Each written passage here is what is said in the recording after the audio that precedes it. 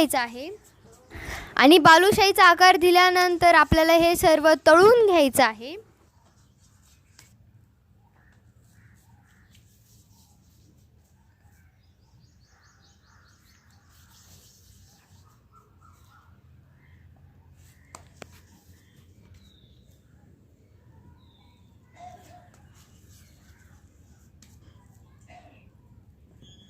हे बघा, यांनी इथं निम्म्या पिठाचे गोळे किंवा बालुशाहीचा आकार बनवून घेतलेला आहे।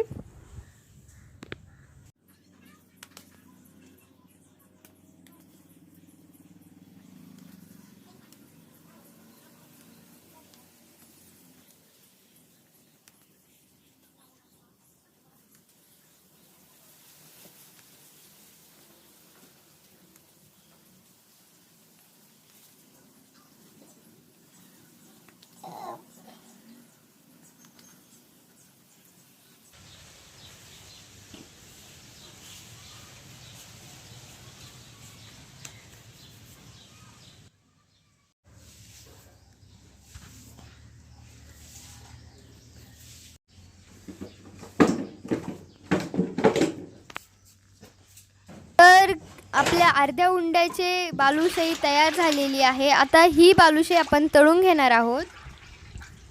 तुम्ही जेवढं पीठ घेतलंय त्याचप्रमाणे तेल घ्या। तुम्हाला बालुशाही तळून घेण्यासाठी जेवढं तेल गरजेचं आहे तेवढंच तेल घ्या।